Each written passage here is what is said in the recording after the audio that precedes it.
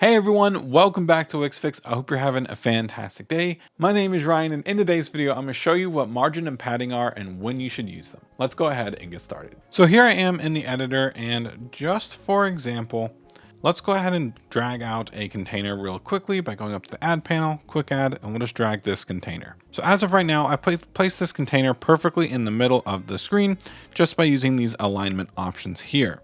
Now, if I scroll down to position, you'll see the option for docking, margin, and padding. Now, for margin, you'll notice this on the outer ring here, and you'll also notice that it's blue. If you want to access padding, you can go to the inner circle, click on padding, and you'll notice that this opens up and it's kind of like a greenish color here.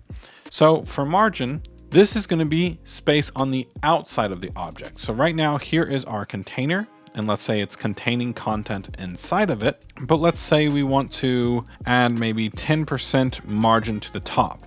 What that's going to do is it's going to push the container down by 10% of the space here. And then if we press apply to all sides, it's going to put 10% of margin on all sides of the outside. So this becomes useful. For example, if I align this container to the left side of the screen like this, if I don't want it to be right up against the edge of the screen, I can use margin to push it away from the edge of the screen just by adding a little bit of margin. Now let's talk about padding. If I add, let's say, a paragraph to the inside, and let's say for this paragraph, I want it to be left aligned and at the top, but maybe I don't like how this text is right up against the edge of the container.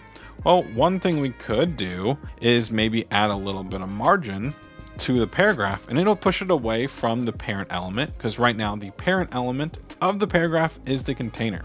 However, that's probably not the best method. Instead, the best method would probably be to grab the container, scroll down to the position, and maybe add a little bit of padding. So if we add padding, that's going to push all of the content inside of it inward a little bit. And if we apply that to all sides, you'll see that we have 5% padding on all sides now. So now our little paragraph text here has a little bit of breathing room between the edge of the container and the paragraph. Now you might be wondering, why does it even really matter if I use margin on the text versus padding on the container? Because you could technically, if I remove the padding from the container and I just add 5% margin on all sides of this text, wouldn't that do the same thing? Well, as you can see, by adding margin to the text element, if I go back down to the margin, you can see that it made the text element actually get pushed outside of its parent element, which is not what we want it to do. So if I just go ahead and set this back to 0, I grab the container and instead add 5% padding, you can see that the parent element actually gets a little bit bigger. And yes, you could adjust the container if you added the margin, but to me, this is just the best practice, especially when using repeaters. That's kind of just the best practice in my opinion. Speaking of, let's go ahead and actually design a section with a repeater and show you some more examples of when maybe you would want to use padding versus margin within a repeater. So I'm going to grab this section. I'm going to add maybe 5% padding and apply this to all sides. That way, any content I add inside of the section, it's not going to go outside of our little padding area here. Then I'm going to come over to add, drag this repeater, stretch it, and I'm going to grab this item and remove the background. For this repeater design, maybe we want to have an image in the background. So I'm just going to drag an image. I'm going to stretch it. And if you guys are familiar with the channel, I really like rounded edges. So I'm going to round the edges, or round the corners, I should say, of the image. And for this repeater, I'm going to add a little bit of space in between as well. Just think it looks a little bit cleaner. And before we get too far, let's go ahead and change the images. Okay, and then maybe we want to add text to this. So what I'm going to do so that the text is more visible is I actually uploaded this PNG file called black fade, and it just adds that little black fade and it looks a little bit cleaner.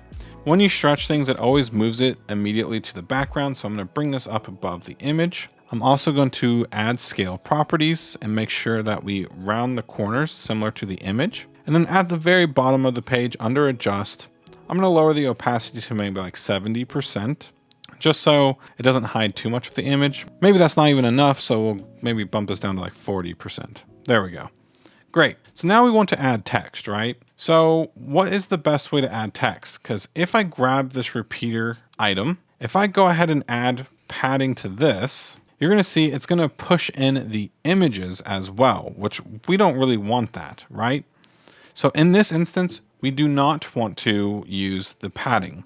Instead, what we're going to do is add a container. We're going to stretch the container, and with it stretched and docked to all sides, we can then maybe set this to have a 10% margin and apply it to all sides. And what that's going to do is it's going to bring it in for us. That looks pretty clean. And then I'm just going to remove the background color. So now we should have something that looks like this. Inside of this, I'm going to add a paragraph. I'm going to align it to the left, bottom, set the width to be 100%. And maybe we'll even make the size like 13 pixels and make it white. Perfect. Then let's add a title text. Drag this into the repeater. Make the size a little bit smaller, make it white, set it to 100%, and we'll grab both of these items and stack them together. Okay, so this is a good example of when you would want to use margin over padding. And that is because for this container right here, it's docked to all sides. So we're able to add margin without it kind of going outside of its parent container. Like I was kind of showing you with the container and the paragraph text earlier, when we added the margin to the text element, it went outside of its boundary.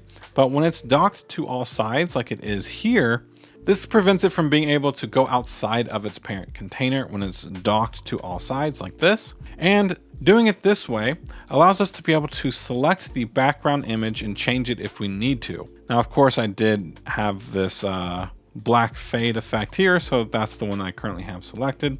So regardless, I would still need to go into the layers panel and select it, but you kind of get the idea that when I do this method here in this type of repeater, it allows us to be able to access the content behind it. But now I kind of want to duplicate this section really quickly, and I kind of want to make it a different design. So I'm just going to, let's just copy this stack for now, and I'm going to delete the container and delete the background images. Okay, so now what I want to do is create a different style of card. And for this design, maybe we can actually set like a border color. So we'll set this to be like 1 pixel. For the corners, we want to make this 24. Perfect. And we kind of see like we have like this rounded edge and it looks really nice. However, if I go ahead and add a container here and stretch it, maybe for the top half, we want to have the image, and the bottom half, we want to have some text, right? So I'm going to remove the background color from this. I'm going to apply a CSS grid. And for this one, I'm going to choose the 1x2 option to split it in half. Then I'm going to add like a 24 pixel vertical gap here. And in the top area, let's add an image. Go to add image, place it here. We'll stretch it. For the corners, we'll round this to 12. And then let's go ahead and change the images really quickly. Okay, and then in the bottom, we're going to paste in the text that we have. Let's go ahead and grab these text elements and make them black. Then we'll grab the stack, we'll align it to the left, middle, and we'll set this to be 100%. Perfect. And then what I want to do is grab this bottom row here, set this to minimum content. For this top row, we'll set this to a viewport value. And then for the height of the section, we'll make it 0.